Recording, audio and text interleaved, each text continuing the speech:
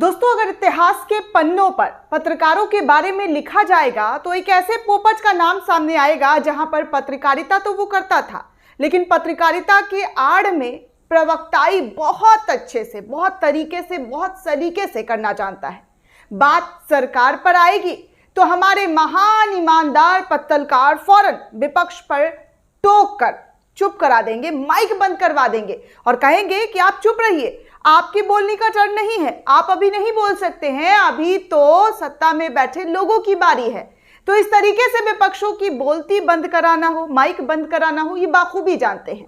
दोस्तों, ईमान से पक्के पत्रकारिता में कच्चे वन एंड ओनली वन कर्मठ जुझारू पत्रकार अमीश देवगन ऐसी पत्रकारिता करते हैं कि विपक्ष भी कंफ्यूज हो जाता है कि सवाल सरकार को लेकर था, जवाब सरकार के नुमाइंदे की बजाय अमीश देवगन क्यों दे रहे हैं भाई। अब देखिए ना, वैसे तो मुद्दों को लेकर आज तक अमीश देवगन जैसे पत्रकारों ने एक भी डिबेट नहीं किया है। किया होगा तो हमें कमेंट करके जरूर बताइएगा कि किया है अमीश देवगन ने जनता से जुड़े मुद्दों पर। जहां तक उनके शो में देखेंगे तो हिंदू मुसलमान या फिर राहुल गांधी या उससे इर्द गिर्द कोई विपक्ष का चेहरा हो, बस इसी के इर्द गिर्द अमीश देवगन की खबरें होती है। अब राहुल गांधी ने विदेश में केंद्र की मोदी सरकार पर सवाल क्या उठा दिया, पेट में दर्द ईमानदार अमीश देवगन के होने लगे, ऐसे तमाम पत्रकारों के होने लगे। अरे भाई, राहुल गांधी ने क्या कहा विदेश में? सबसे पहले दोस्तों तो आपको समझने की जरूरत है कि राहुल ने कहा क्या और किसको कहा। राहुल गांधी ने क्या आरोप लगाया? राहुल गांधी ने भारत के लोकतांत्रिक ढांचे पर लगातार सरकारी हमले हो रहे हैं, इस तरीके के बयान दिए। उन्होंने ये भी कहा कि संसद, न्यायपालिका और प्रेस पर लगातार दबाव बनाया जा रहा है। यही कहा ना, तो इसमें देश के खिलाफ क्या बोल दिया?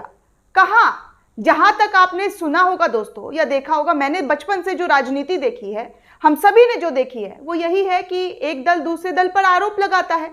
यही तो राजनीति है, ऐसे ही तो राजनीति होती है। ठीक, राहुल गांधी ने मोदी सरकार पर हमला बोला, लेकिन हमारे देश की मीडिया ने राहुल के बयानों को ऐसा दिखाया, ऐसा बताया जैसे बीजेपी सरकार पर हमला मतलब देश पर हमला कर दिया है। ठीक वही वाली बात हो गई, अडानी कंपनी पर हिंडनबर्ग ने आरोप लगाया तो अडानी की तरफ से कहा कि देश पर हमला है ये।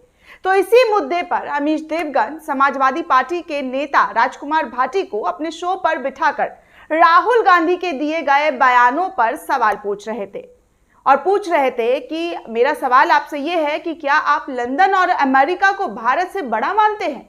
अगर वो इंटरवीन करेंगे तो भारत में लोकतंत्र बहाल हो जाएगा। और बीजेपी डिमांड कर रही है कि राहुल गांधी को सदन में माफी मांगनी चाहिए, जिस तरीके का बयान उन्होंने बाहरी मुल्क में दिया। फिर राजकुमार भाटी ने अमीश देवगन को जवाब देते हुए क्या कहा दोस्तों, उसको सुनिए। उन्होंने बात जवाब देते हुए कहा कि भारत की सुरक्षा के लिए, लोकतंत्र को बचाने के लिए हमें किसी विदेशी शक्तियों की जरूरत नहीं है। और पहली बात तो राहुल गांधी ने ऐसा कुछ कहा नहीं। फिर उन्होंने कांग्रेस को लेकर कहना शुरू किया। उन्होंने कहा कि सरकारें कांग्रेस ने गिराई है, कई बार उन्होंने इस तरीके की चीजें की है, 2-4 करप्शन भी बड़े बड़े किए हैं, ईडी सीबीआई का भी दुरुपयोग किया है। लेकिन 2014 के से पहले का जो आप विश्लेषण कर रहे थे, 2000 के बाद वाला जो आप विश्लेषण करते, तब समझ में आता। 2014 के बाद वाला आप विश्लेषण क्यों नहीं कर रहे? क्यों नहीं बता रहे हैं कि सरकार कैसे गिराई जा रही है, कैसे विधायक खरीदे जा रहे हैं, विधायकों के अपहरण किए जा रहे हैं, किस तरीके से सत्ता का दुरुपयोग किया जा रहा है? अगर आप ये सब बताते आपने अपने विश्लेषण में, तब लगता कि आप एक निष्पक्ष पत्रकारिता कर रहे हैं, निष्पक्ष विश्लेषण हो रहा है। फिर क्या था? अमीश देवगन के चेहरे की हवाइयां उड़ गई।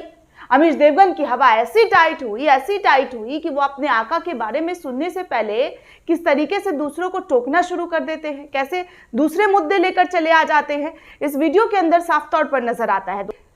राहुल गांधी को छोड़कर अमीश देवगन सिंधिया पर चले गए और कहा कि इसमें सिंधिया बीजेपी ज्वाइन करने को आई है। बीजेपी ने सिंधिया को ज्वाइन नहीं कराया है। या तो अमीश देवगन बहुत भोले हैं या फिर जनता को भोले समझते हैं। अब देखिए ना दोस्तों, किस तरीके से जनता को ये भोला समझ रहे हैं, तभी तो इस तरीके की बातें कर रहे हैं कि जो जितने भी लोग आए हैं बीजेपी मतलब कांग्रेस या अन्य विपक्षी पार्टियों को छोड़कर, जिनको लेकर बीजेपी खुद बड़े बड़े मंचों से कह चुकी है कि ये करप्टेड है, इनका करप्शन खुद अमित शाह से लेकर प्रधानमंत्री मोदी ने शेयर किया है वीडियो की। इस तरीके के बयान जो है वो दिए गए हैं कि फलाना जो पार्टी में फलाने नेता है वो इतने करप्टेड है, लेकिन जैसे ही वो बीजेपी ज्वाइन करते हैं उनके दाग धुल जाते हैं। ठीक उसी तरीके से अमीश देवगन भी ऐसे भोले बनते हैं, विपक्ष पर तलवार लेकर हमला करने को बैठे रहते हैं, लेकिन जैसे ही सत्ता पक्ष पर कोई सवाल आता है अमीश देवगन जैसे पत्तलकार चुप हो जाते हैं। अब देखिए ना, अमीश देवगन को जवाब किस तरीके से उनके ही शो में राजकुमार भाटी ने दिया है वो आपके सामने है।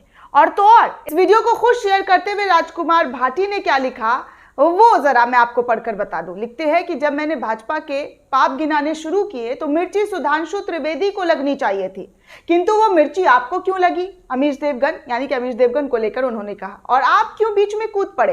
जाहिर सी बात है दोस्तों, जब डिबेट हो रहा है, जब 4 पैनलिस्ट बैठते हैं, राजनीतिक लोग बैठते हैं, पक्ष के और सत्ता पक्ष के, विपक्ष के, तो सवाल जब मीडिया के एक नुमाइंदे का होता है, पत्रकारों का होता है, एंकरों का होता है, तो उसका जवाब या तो विपक्ष से लिया जाता है या तो फिर सत्ता पक्ष से लिया जाता है। और जब विपक्ष सवाल कर रहा है सत्ता पक्ष से, तो सवाल भी सत्ता पक्ष को देना होता है। जैसे मान लीजिए, मैं एग्जाम्पल के तौर पर यहाँ पर सुधांशु त्रिवेदी बैठे थे और राजकुमार भाटी बैठे थे, दोनों की बहस हो रही थी, और इस बहस में राजकुमार भाटी ने बीजेपी पर आरोप लगाया। अगर वो गलत आरोप है, बेहद गलत आरोप है, तो उस पर जवाब सुधांशु त्रिवेदी को देना चाहिए ना, या क्या अमीश देवगन को दे देना चाहिए?